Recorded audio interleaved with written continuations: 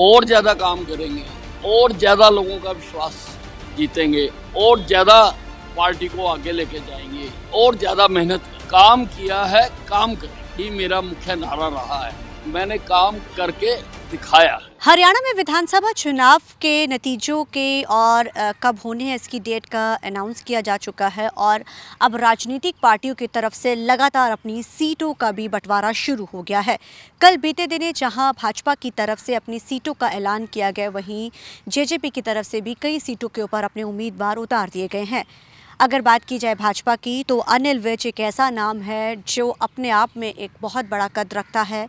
गृह विभाग उनके पास रहा जब खट्टर मुख्यमंत्री होते थे हरियाणा के, उस समय अनिल विज का एक बड़ा नाम रहा। बेबाकी के लिए वो जाने जाते हैं, अक्सर अपनी बेबाकी के लिए वो कई जो है बयान देते रहते हैं और कई बार विवादों में भी घिरे रहते हैं, लेकिन नाम जो है अनिल विज का आज भी बचता है। और ये कहा जाता है कि अनिल विज बड़ी बेबाकी से अपना काम करवाते आए हैं। ये वो विधायक हैं जिन्होंने ये भी रिकॉर्ड अपने नाम पर दर्ज किया है जो सबसे ज़्यादा एक ही सीट के ऊपर विधायक रहे हैं। अगर अनिल विज के बैकग्राउंड को थोड़ा समझे तो वो कहाँ, जब एक समय था जब 1970 की बात है, जब उन्होंने संघ में वो शामिल हुए और कई जो पार्टियों में रहे, कई संघ के हिस्सों में रहे, लेकिन उसके बाद उन्होंने अनिल विज जो हैं वो बैंक के में भी, भारतीय स्टेट बैंक है उसके अंदर भी वो शामिल हुए। यानी कहा जा सकता है कि अनिल विज राजनीति में आने से पहले जो है वो 1974 में वो भारतीय स्टेट बैंक में शामिल हुए, लेकिन 1990 में जब सुषमा स्वराज राज्यसभा के लिए चुनी जाती है तो वो सीट खाली हो जाती है और उसके बाद फिर अनिल विज उस सीट के ऊपर लगातार चुनाव लड़ते हैं। अनिल विज का नाम इसलिए भी बड़ा अहम हो जाता है क्योंकि अभी हाल ही में हरियाणा सरकार में एक बड़ा फेरबदल होता है। तकरीबन 9.5 साल गठबंधन की सरकार चलती है हरियाणा में, जो जेजेपी के साथ गठबंधन की सरकार है, लेकिन महज 12 मार्च का वो दिन जब हरियाणा की राजनीति में एक बड़ा फेरबदल होता है। वो फेरबदल भी ऐसा कि सीएम का चेहरा बदल दिया जाता है। खट्टर जो हैं वो सेंटर में बेशक मिनिस्टर बन चुके हैं, लेकिन नैयब सिंह सैनी को जो है लियाकर एक उनकी तरफ से चुना जाता है। सब विधायकों ने उनको सर्वसहमति के साथ चुन लिया जाता है। लेकिन अनिल विज, क्योंकि वो अपनी बेबाकी के लिए जाने जाते हैं और एक सबसे जो है कद्दावर नेता भी हैं और एक बड़ी सीनियर पोस्ट होने के नाते अक्सर जो है उनका नाम है सीएम पद की रेस में भी हमेशा आगे रहा, लेकिन उनका जो नाम है इसमें नहीं आता है, जिसकी नाराज़गी वो साफ तौर के ऊपर जाहिर करते हैं। जो ये बड़ा फेरबदल राजनीति में होता है हरियाणा की, ये अनिल विज को रास नहीं आया। उन्होंने खुद को उससे अलग कर लिया। जब नैयब सैनी को चुना जाता है मुख्यमंत्री के रूप में, उस समय वो मीटिंग से उठकर आते हैं और ना ही वो शपथ ग्रहण समारोह में शामिल होते हैं, और हालांकि उन्हें अपना गृह विभाग भी छोड़ दिया और लगातार वो दूरी बना के रखते हैं। हालांकि वो लगातार ये बयान देते रहे कि वो भाजपा में है, काम करते रहेंगे। अब जैसे कल ही सीटों का बंटवारा हुआ है तो उनको दोबारा से अंबाला कैंट से जो है उम्मीदवार घोषित कर दिया गया है। हालांकि उनका कल बयान आया है और उन्होंने साफ तौर पे कहा है कि इस सीट के लिए वो लगातार प्रचार करेंगे और जिस तरीके से अब तक वो रिकॉर्ड दर्ज करते रहे हैं जीत हासिल करके एक ही सीट के ऊपर, इस बार भी वो रिकॉर्ड दर्ज करेंगे। अनिल विज की बात की जाए तो अनिल विज के पास सबसे अहम विभाग रहा और सबकी नज़रें इस बार इसलिए भी अनिल विज पे जाहिर थी क्योंकि कहीं ना कहीं ये लोग चाह रहे थे कि अनिल विज जो नाराज़ चल रहे थे बहुत लंबे समय से, क्या दोबारा से वो पार्टी में अगर उनको टिकट दी जाती है या नहीं दी जाती, पहले तो इसके ऊपर कशमकश बनी हुई थी।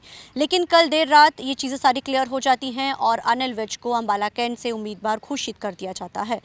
और जिस तरीके से वो नाराज़ चल रहे थे, पार्टी से दूरी की जितनी भी पार्टी की गतिविधियां होती थे, तो अनिल विज बिल्कुल भी नज़र नहीं आए। उनके पास जहां सेहत विभाग भी था तो गृह मंत्रालय भी बड़ा अहम मंत्रालय होता है, वो भी अनिल विज के पास था। हालांकि जब कैबिनेट में बंटवारे किए गए और मंत्री पद के लिए, क्योंकि जाहिर है जब नया मुख्यमंत्री आता है तो पूरा फेरबदल जो आमतौर देखने को मिलता है, बड़ा फेरबदल हुआ, लेकिन अनिल विज ने अपनी एक दूरी बना के रखी। अब सबकी नज़रें इस बात पर टिकी हुई हैं कि जो बेबाकी के लिए जाने जाते हैं और जो अक्सर अनिल विज वो भी नेता है जो खुलेआम जो कोई अफसरशाही हो चाहे कोई भी हो, वो गलत को मुंह के ऊपर बोलकर और झड़प भी अक्सर लगाते नज़र आते हैं। अब देखने वाली बात बड़ी अहम रहेगी क्योंकि विधानसभा चुनाव है, हर पार्टी की तरफ से दम ठोका जा रहा है।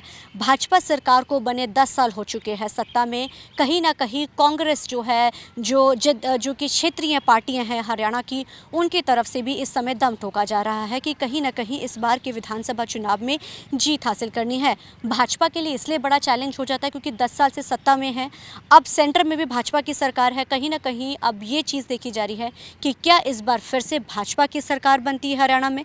कांग्रेस ये दावा ठोक रही है कि हम हरियाणा में एक बड़ा बदलाव है, वो अलग अलग अभियान चला रही है।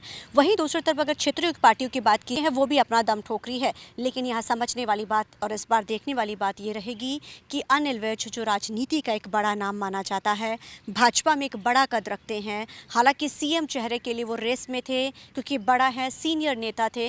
कहीं ना कहीं इस बार भी भाजपा की तरफ से जो नैब सैनी को हालांकि अपना सीएम उन्होंने चेहरे के रूप में उतारा है। अब देखने वाली बात ये रहेगी कि अगर एक बार फिर से भारतीय जनता पार्टी की अगर सरकार बनती है हरियाणा में तीसरी बार, क्या अनिल विज को गृह विभाग दिया जाता है?